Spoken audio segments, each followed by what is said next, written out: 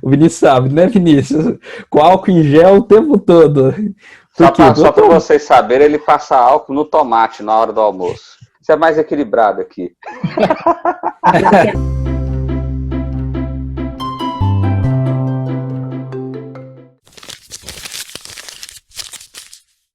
Olá, tudo bem? Seja bem-vindo ao nosso canal Papel de Pão, Teologia Simples para uma Vida Complicada. E hoje a gente vai falar sobre um tema bem interessante, bem atual. Nós vamos falar sobre o culto presencial. Quando que as pessoas devem voltar para casa? As pessoas já deveriam ter voltado para a igreja, né? A casa aqui no sentido de igreja, já deveriam ter voltado para o seu culto, ou não devem voltar? Nós devemos migrar totalmente para o online? Nós devemos ficar? Como que é esse negócio? Como é que a gente vai lidar agora com essa realidade? E para isso eu estou aqui com meu amigo, pastor Jones Fernando, pastor Rafael Cobate, e nós vamos aqui conversar um pouco sobre isso e tentar entender isso à luz do Evangelho. Então, boa tarde, Jones, boa tarde, Rafa. Boa tarde.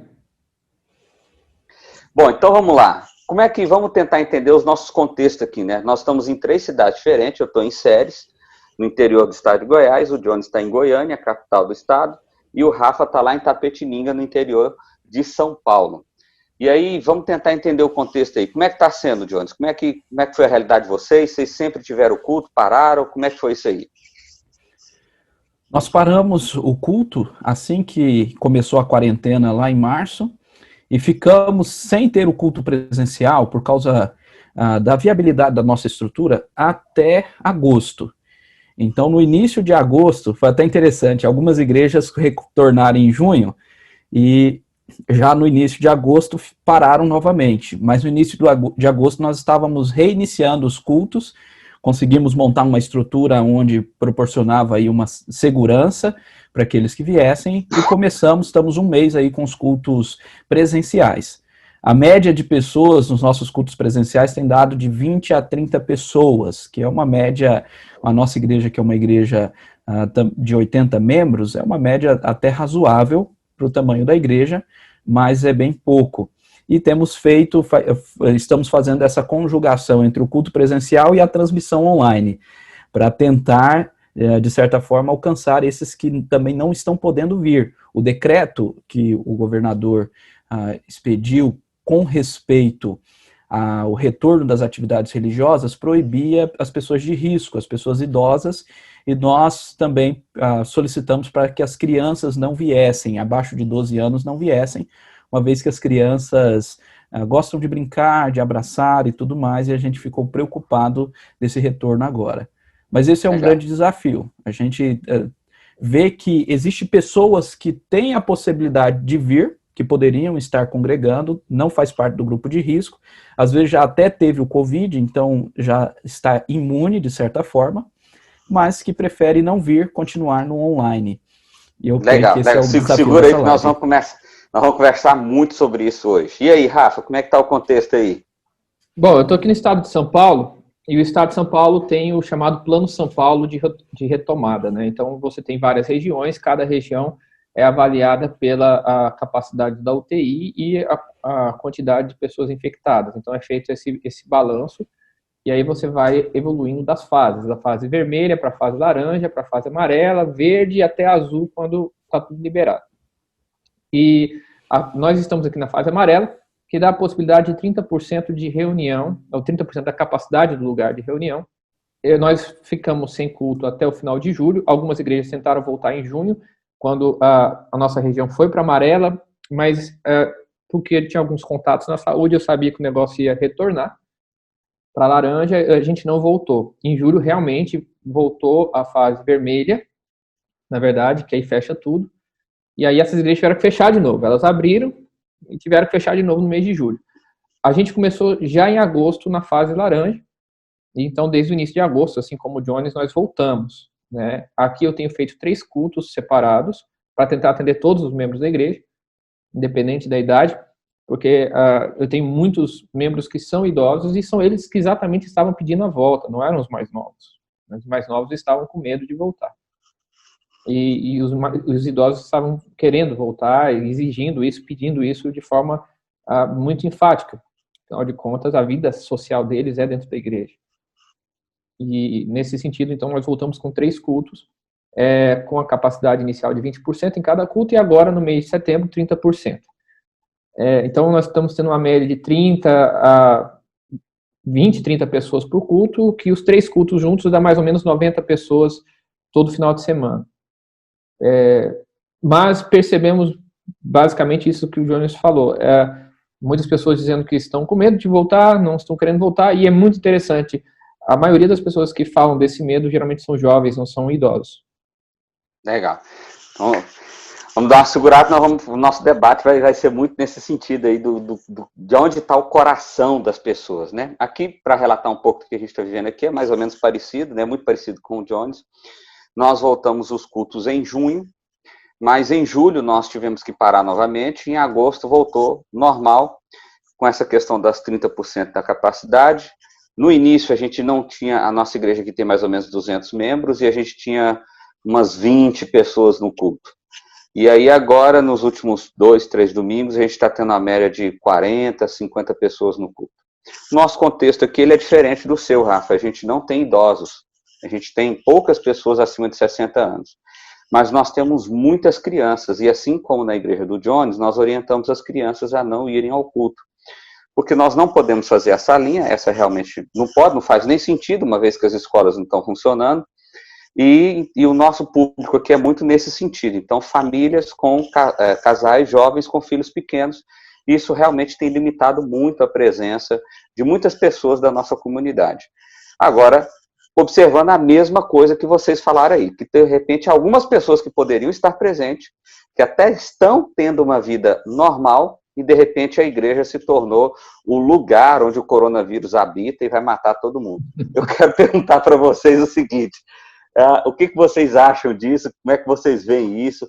Essa é uma realidade, né? Todo mundo já falou aqui, é uma realidade que cada um de nós estamos vivendo. E o que é o sentimento de vocês? O que o Evangelho nos orienta a respeito disso? Vão ficar em casa mesmo? Larga esse negócio de culto presencial? Larga esse negócio de culto presencial. Se pelo menos em casa, né, tivesse o decoro do culto, porque muitas vezes as pessoas que acompanham a live acompanham assim, sem saber que aquilo ali é um culto, né? Pega o celular, coloca assim, vai fazendo outras coisas e tudo mais. Não reserva um momento mesmo para orar, no momento põe no Fantástico na televisão e assiste o vídeo no YouTube no celular, é isso, né? O Fantástico na televisão, a série aqui, o vídeo aqui e tal. Então, não, é culto, né? Chama a família, vamos cultuar todos juntos. Estamos assistindo a TV, mas vamos cultuar, vamos cantar, vamos orar, né? Vamos prestar atenção na palavra até o final. Mas a grande questão é que, mesmo se fizer isto, o virtual não substitui o presencial. Apesar de que, desta forma, com a família, se torna um mini culto presencial, né? Mas, ainda assim, a Bíblia nos orienta a congregar toda a igreja, toda a comunidade dos discípulos. Eu abri até num texto, que é Hebreus capítulo 10, versículo 25, que diz, não deixemos de congregar-nos, como é costume de alguns. Antes, façamos admoestações, e tanto mais que vedes que o dia se aproxima. Nós estamos vendo que o dia se aproxima. O dia da vinda de Jesus está aí. Está na porta. Os sinais são visíveis. Mesmo que demore ainda mais 100, 1000 anos, sei lá, mas os sinais estão aí. Em breve Jesus voltará. E como nós podemos deixar de congregar? Eu entendo, as pessoas mais velhas não estão podendo agora. Olha que interessante, né? As pessoas mais velhas, você falou, aqui na Nova Aliança, também nós não temos muitas pessoas mais velhas, normalmente a igreja é mais de casais jovens. Contudo, nós temos sim um público aqui, alguns membros que são acima de 60 anos, e eles estão doidos para vir para o culto, doidos para estarem presentes, esperando, né? Esses dias eu estava conversando com o irmão, ele disse, pastor, a gente não pode não, vê aí se esse decreto permite a gente quer ir, mesmo que a gente fique do lado de fora, na janela, né? Então, olha a sede de querer estar junto, e os jovens que têm a possibilidade, alguns até acham que é inconcebível estarmos fazendo culto presencial, mesmo com todas as recomendações, mesmo com uma cadeira 2 metros uma da outra, mesmo todo mundo de máscara, que não deveria nem ter voltado, e muitos outros que podem estar dando preferência ao online. com certeza eu não vejo este o caminho correto. Tá? Se você Legal. pode participar, se você pode vir ao culto presencial, não tem nenhum impedimento, por que não vir? Né? Nós temos que medir o nosso coração. Será que a motivação não é preguiça? Ou um medo idólatra? Eu entendo todas as preocupações do Covid, eu não estou dizendo para de maneira alguma não se proteger. Eu me protejo de uma maneira, o Vinícius sabe, né, Vinícius? Com álcool em gel o tempo todo. Só para vocês saberem, ele passa álcool no tomate na hora do almoço. Não, no tomate não, mas... Então, álcool o tempo todo. Estou com uma filha de 4 meses, chegando aos 4 meses de vida. Então, eu tenho que proteger minha família. Mas estou lá todo domingo para cultuar ao Senhor. Me protegendo os irmãos, mas não deixo de estar presencialmente. E aí, Rafa? Vamos largar de mão desse negócio de culto presencial? Vamos virar só online? Eu acho que todo esse problema que a gente passa passa muito pela questão da gente não entender ou não ter muito claro na nossa mente a definição do culto presencial ou da congregação ou do serviço que nós fazemos a Deus. E a gente basicamente tem na nossa cabeça a ideia de frequência a culto, a ideia de ouvir a palavra, orar e cantar. Isso você pode fazer em casa, isso você pode fazer sozinho, você faz no banheiro às vezes, né? Os cantores de banheiro cantam bastante em casa, né? Louvam bastante. Mas a questão não é essa. O culto, basicamente, ele não é os elementos que acontecem durante esse encontro, mas basicamente o encontro em si que promove cada um desses elementos. Então, como o Jonas colocou dentro do versículo que ele leu, a congregação dos santos é que promove a glorificação de Deus. A reunião dessas pessoas, a presença de um com o outro, cuidando um do outro para um objetivo maior, que é a glorificação de Deus entre os gentios, entre aqueles que não fazem parte do povo de Deus. Então, quando nós entendemos que o mais importante é a minha vida particular, individual, nós já perdemos completamente a noção do que culto é. E isso acontecia antes da própria pandemia. Muita gente ia ao culto para consumir os elementos que ali acontecem e não faziam parte dessa congregação, não faziam parte dessa comunhão, consequentemente não havia louvor a Deus, não havia serviço a Deus, mesmo estando ali de corpo presente. Então, quando você tem esse problema da pandemia, basicamente você agora percebeu, ou pelo menos quem está tem essa ideia na cabeça, percebeu que você pode fazer isso de casa. Não há necessidade de você se deslocar para a igreja. Você pode consumir o culto de casa. Você pode ter todos os elementos do culto em casa e você não precisa estar lá, porque você nunca deu importância à comunhão, que é exatamente o que o culto público representa. Tá? Então, eu acho que o problema está aí. As pessoas não entendem o que é louvar a Deus, não entendem o que é glorificar a Deus e não entendem o que é comunhão. Você não tem como ser igreja sem estar com a igreja. As pessoas esqueceram que igreja só é igreja se tiver mais de um, né? Se for comunidade, se for algo no plural, não existe igreja no singular, né? Nós temos que ter pessoas reunidas para viver a igreja. Eu acho que você tocou num ponto, Rafa, que é o que estava aqui martelando meu coração, ouvindo vocês, que o que pode estar sendo revelado nesse período da pandemia, que deixa eu fazer umas ressalvas antes para as pessoas não começarem a xingar a gente aqui. Primeiro, todos nós aqui voltamos com os cultos, mas com todas as recomendações, todas elas, com todo o cuidado do mundo, espaçamento, álcool em gel, limpeza disso, limpeza daquilo, limpeza do pé e tal. Então, assim, todas as recomendações, seguindo a risca, com o maior cuidado do mundo, e etc, etc, etc. Ninguém aqui está negando que existe pandemia. Existe a pandemia, é algo sério, é algo que precisa ser tratado com seriedade, etc, etc, etc. Agora, o que nós estamos dizendo aqui é de que as pessoas, às vezes, estão indo no supermercado, as pessoas, às vezes, estão tendo opção de lazer, as pessoas estão vivendo a vida normal, comerciante, etc, etc, etc, e, de repente, parece que é na igreja, pelo menos é onde eu estou escutando esse argumento, não vou na igreja porque há medo, há pavor, há preocupação. Não, mas espera aí. Quer dizer, então, que em todos os outros lugares da sua vida social não existe nada disso? Então, nós estamos falando justamente para essa pessoa que está com esse entendimento. E aí eu acho que é algo que a pessoa pode perceber nesse momento é o seguinte: se descobrir uma consumidora e não uma adoradora. Eu acho que isso é muito importante. Ou seja, peraí, então é hora de eu sondar o meu coração. E a gente fala isso com muito carinho. A gente não sabe quem vai assistir esse vídeo. Então, se você está ouvindo e está pensando assim, nossa, está falando de mim. Não. Nós estamos falando de você e de mais uma centena de pessoas. Então, sondar o seu coração com muito carinho e olhar assim e pensar, poxa vida, realmente, eu não quero adorar a Deus. Eu quero consumir um bom culto. Eu quero consumir. Então, se a imagem não está com qualidade, se a internet não está bacana, se o som não está legal, para mim não serve. Como não servia se o ar-condicionado não tivesse quente demais ou frio demais, como não servia se o banco fosse confortável ou desconfortável, como não servia se o pastor usa rosa ou não usa gravata. Então, percebe, a mentalidade de consumidor, ela apenas... Eu tenho dito o seguinte, Rafa, eu tenho pensado o seguinte: eu acho que essa é uma boa oportunidade para a igreja viver com os seus santos e dispensar o joio. Então, peraí, meu irmão, se você é consumidor e se você não quer se arrepender do seu pecado, maravilha, não volta para a igreja mesmo não, abraça o capeta e segue. É isso aí, fica à vontade, porque Jesus não quer consumidor, Jesus quer adorador. Então, se você quer enganar o seu coração, paciência, fazer o quê? Não é assim? Vocês acham que eu estou sendo muito radical? Me ajuda aí, Johnny. Você é mais equilibrado aqui.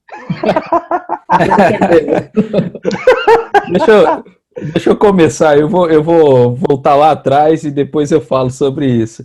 Uma coisa interessante, Vinícius, você estava falando aqui, e eu lembrei de uma coisa que nós fizemos aqui na Nova Aliança tem um ano, 2 anos, eu não sei bem quando, mas nós transmitimos o culto já faz um tempo. E teve uma época em que eu percebi que alguns membros não estavam vindo na igreja, estavam acompanhando apenas online. Então nós conversamos com o conselho, e foi bem numa época também que os irmãos que estavam servindo nesta área mudaram de país e tudo mais, e decidimos suspender as transmissões. Eu avisei isso na igreja, dizendo, olha, nós não vamos mais ter as transmissões. E aí eu dei os motivos. Primeiro, a gente precisa de voluntário nessa área, e segundo, porque alguns irmãos estão substituindo o culto presencial com online. Isso muito antes da pandemia acontecer, né? E foi até interessante, né? Eu tive uma boa reação da igreja nesse sentido. Alguns irmãos retornaram, falaram, realmente, a gente estava acompanhando online, não queríamos vir e tudo mais. Obrigado pelo puxão de orelha, pastor. Então, realmente é isso. E, de fato, Vinícius, eu concordo com você.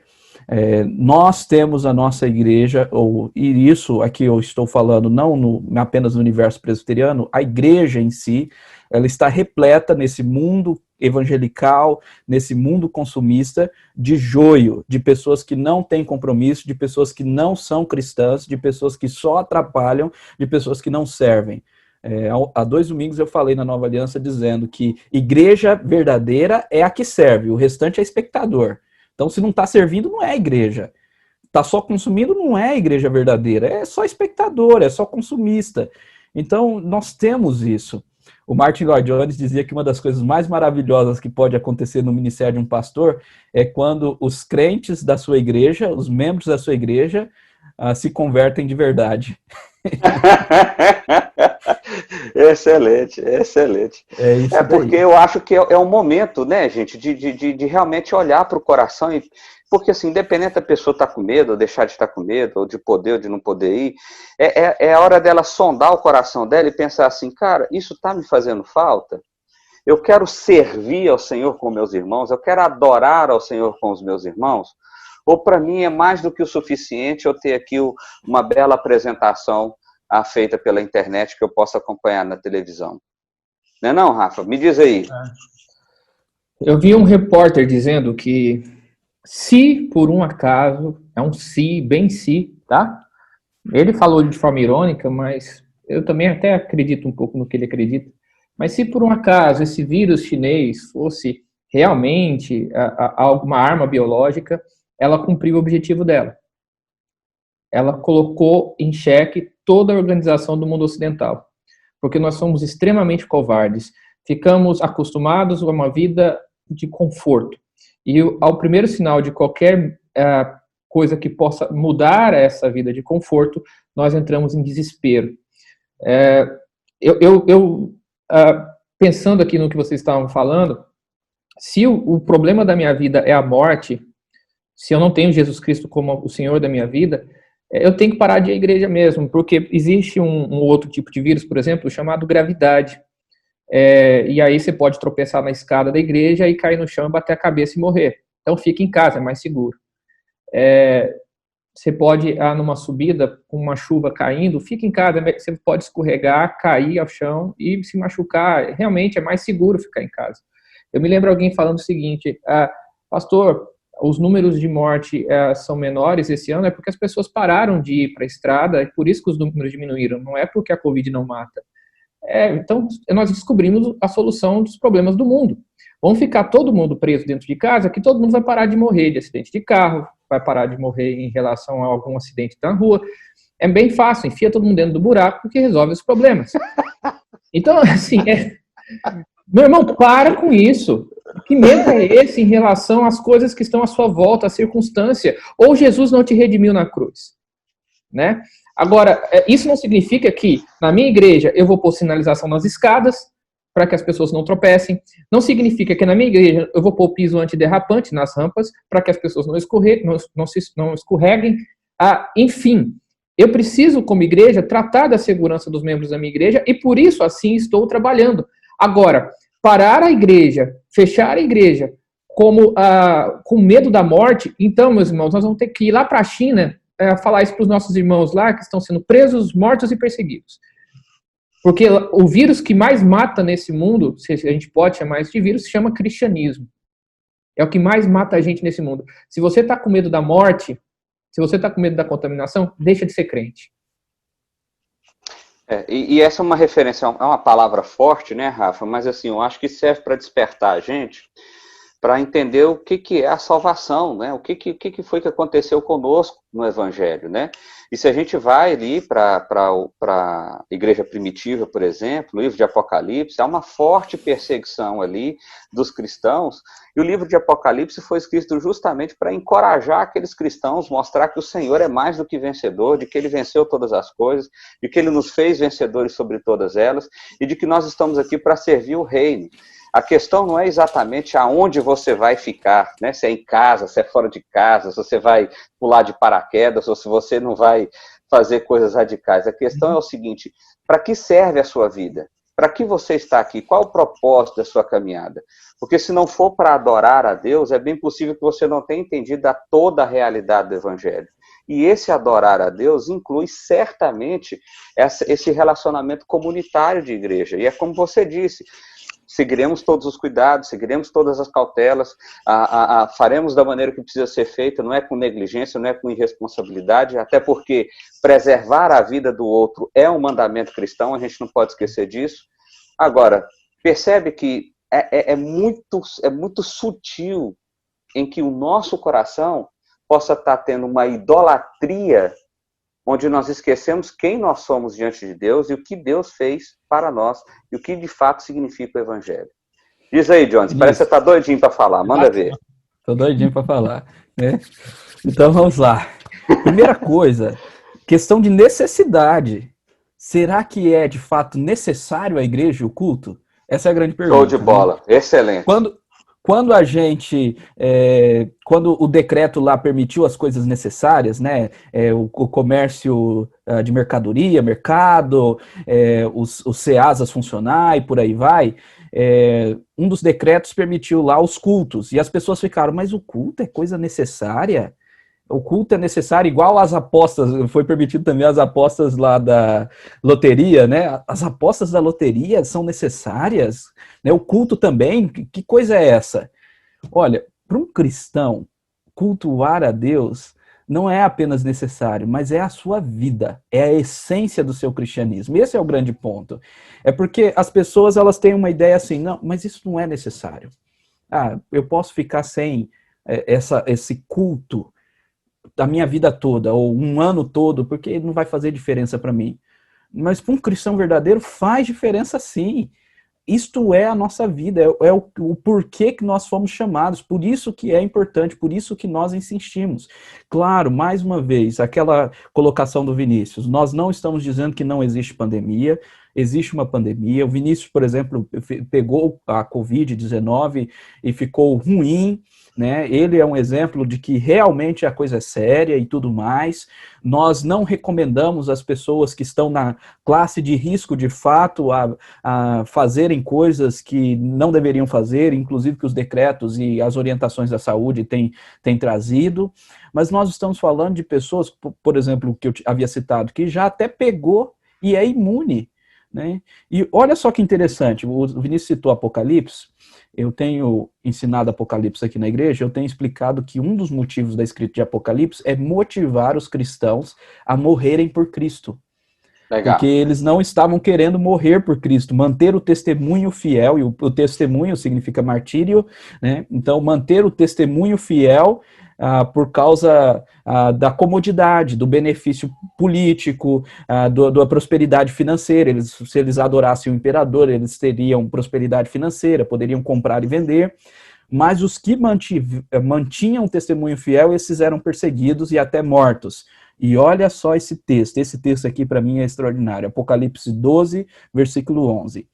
Eles, pois, o venceram, está falando dos cristãos que venceram o dragão, que é Satanás. Então, eles, pois, o venceram por causa do sangue do Cordeiro, então a razão de terem vencido é Cristo, e também, olha só, por causa da palavra do testemunho que deram, e mesmo em face da morte, não amaram a própria vida. Glória a Deus. Por causa da palavra do testemunho que deram, e mesmo em face da morte, não amaram a própria vida. Nós estamos em face da morte. Será que nós estamos amando a nossa vida em demasia e não Cristo? Eu não tenho dúvida dessa pergunta sua, que a resposta é, com certeza, a gente está amando mais a nossa vida do que Cristo. Eu não tenho dúvida sobre isso. São poucos os que estão dispostos a realmente morrer por Cristo, né? A realmente se entregar por Cristo como Cristo se entregou por nós.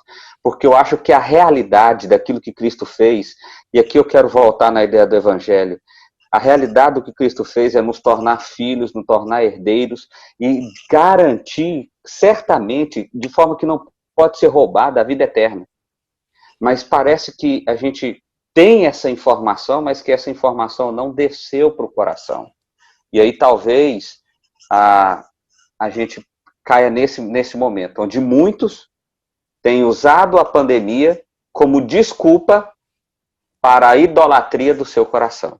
E aí a gente pode dizer idolatria da vida, idolatria do conforto, idolatria, seja lá qual for a idolatria que a pessoa está alimentando, ou todas elas. Eu costumo dizer que a mentalidade iluminista, ela jogou a igreja como um apêndice da sociedade. É algo de opção pessoal, é algo que realmente não é necessário, ela não é uma necessidade vital da pessoa, na verdade, ela é uma opção de conforto espiritual. Então nós separamos esse mundo espiritual do mundo real. Rafa, só explica para nós aí, o que é mentalidade dominista? Iluminista. Iluminista, perdão. Tá. Mentalidade iluminista é a razão, né? A razão é a que traz a iluminação para o homem, a razão é que tem condições de fazer o homem enxergar o mundo à sua volta, colocando o homem como centro da verdade. Né? Basicamente, o importante é o conhecer, eu desprezo a experiência. Exatamente. Isso vai provocar o que a gente chama de modernismo e pós-modernismo, que é o que a gente vive hoje. E esse individualismo de cada um. Ou seja, eu encontro Deus no meu coração, eu vivo Deus comigo mesmo, eu por mim mesmo e me basto. Basicamente, isso é um desenvolvimento do iluminismo no pós-modernismo. O Jones explica isso melhor do que eu. Rafa, deixa eu só fazer uma colocação. Mas a sociedade considerar a igreja como um apêndice, para mim, é totalmente razoável. Sociedade anticristã. Agora, o cristão considerar a igreja como um apêndice, aí é para acabar com os piqui de Goiás.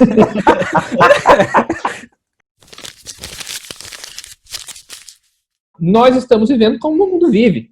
E aí eu vou voltar para a palavra que diz, não vos conformeis com este mundo. Caramba, é para a gente ser diferente. E a gente pensa igual, age igual, sente os mesmos medos do mundo. Caramba, nós não somos separados. Nós não temos a coragem em Cristo Jesus, nós não temos a audácia e a ousadia que Pedro pediu a Deus em relação à pregação do Evangelho. Então, eu vou deixar meu coração em quarentena, vamos deixar o Espírito Santo em quarentena, é isso? Em relação à mensagem que urge de pregação do Evangelho? Quer seja oportuno ou não, como diz lá... Isso faz lembrar a gente o texto de Atos lá, né? Quando justamente o Pedro é proibido de pregar o evangelho, né? E ele diz, eu não vou fazer isso, vocês estão doidos da cabeça? Eu não vou deixar de fazer o que é mais importante para obedecer vocês. E, no entanto, às vezes a gente não tem essa percepção.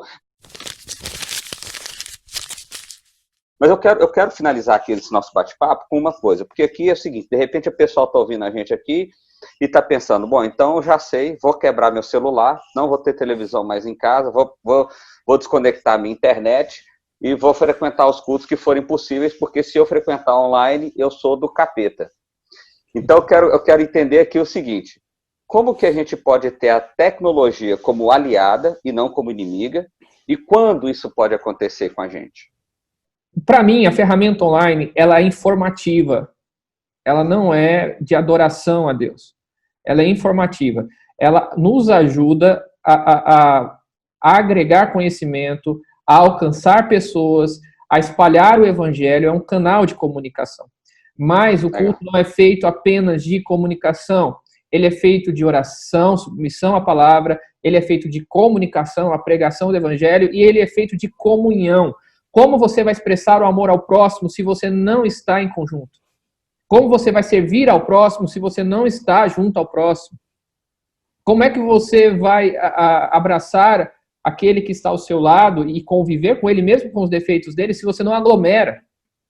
Isso é impossível. Agora, isso não significa que a nossa igreja não deve se preparar para o mundo virtual e comunicar, usar esse meio para a expansão do evangelho. Mas uma coisa é uma coisa, outra coisa é outra coisa, tá? Todo culto comunica alguma coisa, mas ele não vai comunicar comunhão. Ele comunica palavra, mas ele não comunica comunhão. E o culto, para ser culto, para ser serviço, precisa ter oração, comunhão e precisa ter pregação. As três coisas, não uma só. Então, use o YouTube, muito assiste bom. Papel de Pão, se inscreva aí também, mas isso aqui não é culto, não. Excelente, excelente.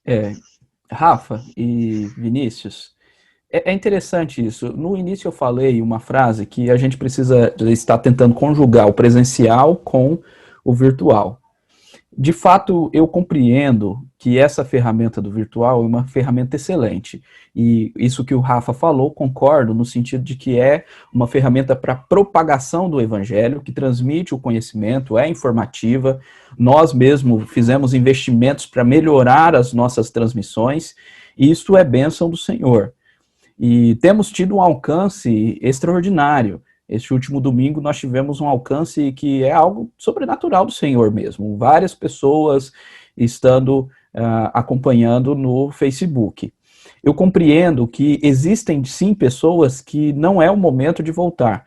Como, por exemplo, o pai e a mãe que devem ficar com seus filhos em casa e tudo mais. O que eu iria falar é o seguinte, há como você promover a comunhão no seu lar, fazer ali o seu culto familiar acompanhando, sim, uma live. Então, tem como você fazer isso. Claro que isso, de maneira alguma, vai substituir o culto no lar que você faz sem estar assistindo a live. Eu tenho orientado os irmãos, principalmente os homens, que são os líderes dos seus lares, para fazer todo dia cultos nos lares, com seus filhos, com as suas esposas, para adorar ao Senhor. Então, se você está impedido de vir, junto com os seus familiares, de ir presencialmente ao culto, o que você faz? Chame-os para a sala ou para qualquer outro cômodo da casa, né? Sentem-se com eles e coloque ali a transmissão e cultuem, orem, no momento que o pastor fala, agora vamos orar, agora confesse o seu pecado, estejam confessando o seu pecado, acompanhe a pregação até o final. No virtual é muito fácil, né? O pregador começou a falar besteira que você não concorda, você vai lá e desliga, né? É igual filme. Filme ruim, não me pegou esse filme, é muito ruim. Se não pegar em 10 minutos, eu não assisto. Aí você vai lá e troca, né?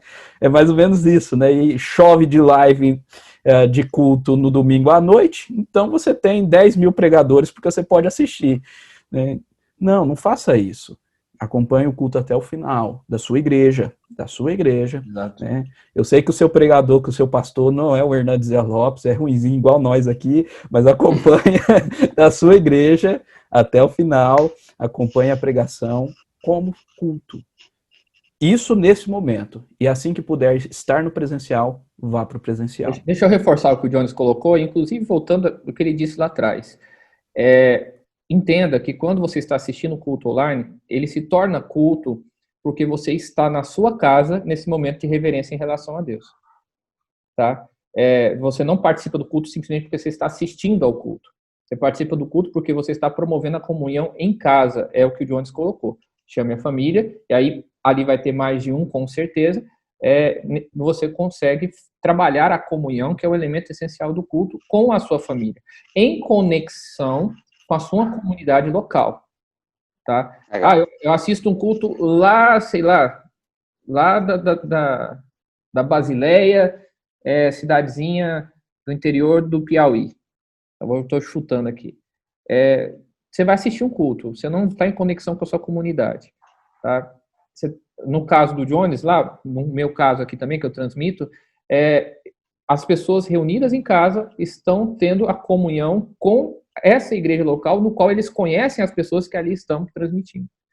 Então, essa é a diferença de um culto que pode ser feito online e um culto que você assiste. Você está assistindo e consumindo o culto, você não está participando do culto.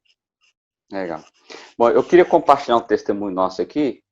Quando eu cheguei na igreja, já tinha essa questão de filmar os cultos. E aí a gente organizou isso melhor e as pregações sempre eram colocadas ali no YouTube, etc, etc.